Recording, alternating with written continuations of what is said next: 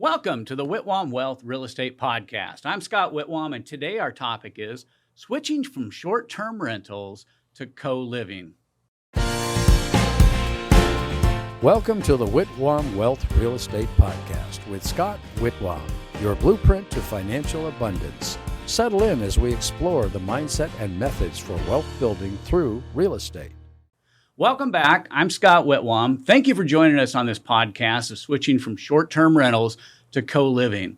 I'm really excited about today's show. You know, in 2019, there was a real change in the market. People were trying to dive into short-term rentals. I was getting the calls all the time. Investors were abuzz with it. But there's been some real changes and some transitions in that space. And I thought, what a better way to reach out and have it explained than to reach out to somebody who is in this space, who knows this, that in my world, I consider them, stars in the short term and in the flipping space. And so I'm so excited to have with me Brian and Gina Kingdeski with me today. Brian and Gina, welcome to the Whitwam Wealth Real Estate Podcast. Thank you for having us. Yeah, thank you for having us. I'm so glad to have you here. And I think probably the best thing or the first thing we should start with is experience. So, Gina, why don't I start with you? Why don't you tell me a little bit about your experience in real estate? Sure. So I started in the new home industry. I started with America's largest builder, which is D.R. Horton. And it's all about numbers there. So we were doing anywhere from 50 to 75 transactions a year. After a long time there, Brian and I met, and I decided to leave corporate America and really start focusing on our portfolio and building our rental portfolio. So I left corporate America, and we jumped full into building our rental portfolio, and we've been full stream ahead now. That's pretty awesome. And Brian, you've got a different story. So why don't you tell us a little bit about your history in real estate? Well, I started 25 years ago, and I owned a bunch of Subway restaurants, and I was at a marketing conference, and they had a guest speaker by the name of Ron LeGrand, and he's an old time, lease to own and options, and he had all these courses. And so I spent $1,500 on a credit card, bought his course, and I was probably one of the few that actually followed the course. And so that's how I got into it. So, 25 years later, we've done, over 2,300 flips. And, with her experience in the builder, we've done well over 3,000 transactions in real estate. So there's just not much that we haven't gone through, good and bad. And so that's, given us the experience to, continue and thrive in this crazy market. Yeah. Yeah, that's pretty awesome. And a lot of people, think about this, 25 years ago would have stepped up and spent $1,500, which is probably, $5,000 or better today. Easily. But what you learned, you took advantage of knowledge, what you learned, and most people, that's what keeps them away is their unwillingness to take that step. They're like, well, I'll do it if it's free. I'll do it if it's $50. But, free and $50 gets you free and $50 worth of results. Yeah. But you said, hey, I want to do this. And then you followed through. Yeah, I got the course and actually started doing lease to own. So, I would, try to tie up a house and I'd put my lease to own signs out, get the tenant in there. And, it was really hard. And so did that for a short while. And then, finally went to an investor that I knew and said, hey, I want to do a flip, and borrowed money. And, that guy that I borrowed money from, he's still with me today. So that's awesome. Long-term relationship. Started with a little, $90,000 deal. And now he's got, over 2.5 with me that we've made him throughout these years. Throughout the years. Pretty exciting story for him and for us as well. Well, what transitioned you guys into the short-term rental space? Sure. So I believe it was, we're doing all these fix and flips and you get excited about that. But we really wanted to start holding on to some of the properties. Number one, for tax benefits. I mean, it's always good to hold those on. But then we also wanted to start creating a space for travelers where they can have an experience, not just a place to come in and lay their head down. We wanted something different. So we really started focusing as we were purchasing our houses. I think we bought how many? Yeah, we went to an Avengers conference and came back and was like, we got to stop this. Yeah. This transactional stuff, because we were just paying, taxes out the yin yang. And so then came back from the conference, and then we bought about 30 of them within a 45-day period, these big, massive homes that we were going to transition into vacation rentals. Yeah, and really focusing on the experience rather than just a regular home. So we put ideas out there. We would go into a house and kind of make a theme for the house. We had a rock and roll theme house. It was super cool. But our favorite one, I would have to say, would be our Jack and Cheyenne house. It was a house in Chandler on an acre and a half. Yeah. And we made it into our animal experience house. Wow. So here we are making this big, huge house, slept 30 people. And we decided, okay, well, let's go buy some alpacas.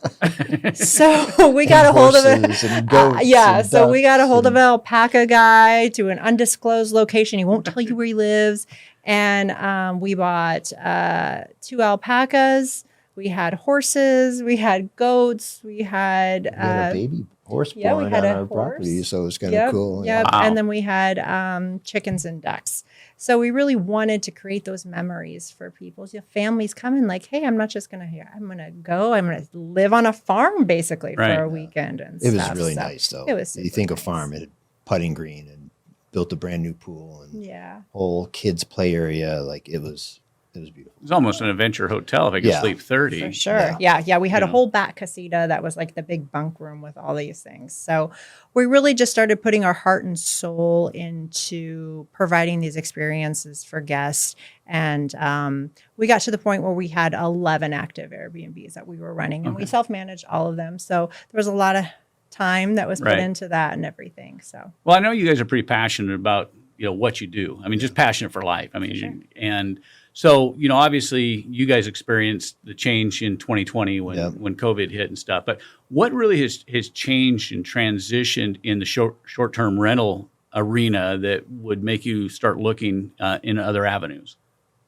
Yeah. So a couple years ago, obviously, when we had Super Bowl here, as well as Waste Management open, everybody who didn't have a short-term rental decided, hey, I'm going to get a short-term rental and maximize some money off of this. And so there was an oversaturation. We got in Arizona, there were over 60,000 short-term rentals on the market at one time. So for somebody who's just doing it to cash flow a little bit of money, it's nice for them. But somebody who's putting their business behind it, it really started to hurt us. So come summer months, we were really struggling with high mortgage payments and low bookings. Because if you don't have a pool in a short-term rental in the summer months, I mean, you're definitely struggling. So you need a heater in the winter. Yes, and you need a heater in the winter. Absolutely have to have a pool heater. So we had to look elsewhere. We had to try and figure out a solution. Yeah. What kind of pressure has the short-term rental market experienced with all of the jurisdictions changing their rules and regulations?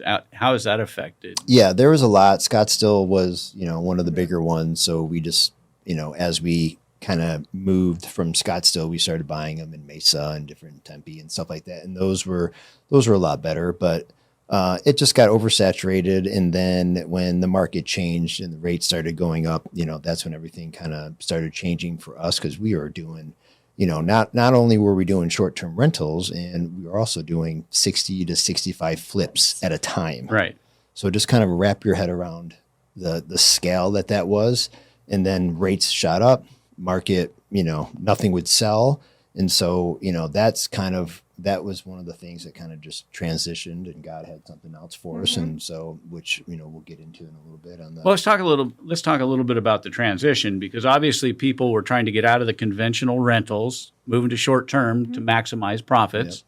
And then we've got massive competition, 60,000 competing properties out there. And then you got jurisdictional changes. You got HOAs who are changing all their rules to where you can't rent anything for less than 30 days and all the rest of this. So what was your next transition into then with regards to trying to replace your short-term rental space? So we actually got a call from a colleague, actually Brandon Simmons. Oh, okay. Who knew that we were doing the short-term rentals and was kind of seeing the struggles that were going on. And he said, hey, I think you need to talk to this guy. His name is Ellis. He works for Pad Split, and he has to do with co-living. And so Brian and I, when we first heard about it, we were like, co-living, what is this? Who would want to do that? Weird. We couldn't imagine it. And they're like, oh, it's like you're going to have a house. There's going to be like 8 to 10 different tenants, and they're all going to live together. Well, I could not wrap my brain around this at all. I was thinking of Real World from back in the 80s, and everybody like cameras on and all this drama. Oh. But we ended up meeting with Ellis from Pad Split, and as we started to dive into it, I was able to separate my own expectations of how I would feel comfortable to living, and saying, okay, there's a need for this. Whereas short-term rentals really focus on the traveler and having fun. But right now, affordable housing is a huge crisis for everybody. And so I was able to wrap my brain around it really quickly. Brian was super surprised I wrapped my brain around it. And we said, okay, let's try it. So yeah, the need was there because it was the summertime. Well, we met him in like May, so summer was approaching. And our short-term rentals that we had in Scottsdale, and these were, really, really nice homes, didn't have pools. And so, we just saw our bookings kind of go down in the summertime. Right. And so we're left with, we had, when the market had originally changed, we had 3 houses that we had adjustable mortgages on. And so the payments were a little higher. And so we're like, okay, this is crazy. Why don't we take a look at possibly taking one of our Scottsdale vacation rentals and turning it into co-living? So we met Ellis over there, and we kind of looked at the house. We're like, okay, we could probably get six bedrooms it was a 4, 2.5. So we can probably make it 6. So basically you're adding a bedroom in the front. We converted the 1-car garage into a bedroom, and then the master bedroom, you just basically build a little hallway down to go to the bathroom, because it has to be a 4-to-1 ratio bedroom in the bathroom. So you have to have access to make it a community bathroom. So, we're like, okay, let's do it. And so I took one of my guys that's been with us forever, and it took him like 7 to 10 days to do the complete remodel. Well, that's not very bad. Yeah, it was just putting up 2 walls in the living room. Yeah, the garage was already there, so we're putting a wall in front of the door, and then the hallway, and then you're just putting ceiling fans in there. And it was taking some beds apart, bunk beds apart, and putting them in other rooms and stuff. And the house was already fully furnished. It was really nice. So we decided to do it. We did it, and we went live on Pad Split. And there was this big debate because Pad Split's more, there's a house that fits a Pad Split, and these were really, really nice. So, we were going back and forth of what we're going to charge a week. Typically it's like $200 a week now. And so, but these houses were like really, really nice, decked out TVs in every bedroom, hot tub, putting greens in the backyard. They were very nice. So we went live on Pad Split, and we did the higher rates, and we ended up filling that first house in 5 days. Wow. Yeah. So we broke a company record.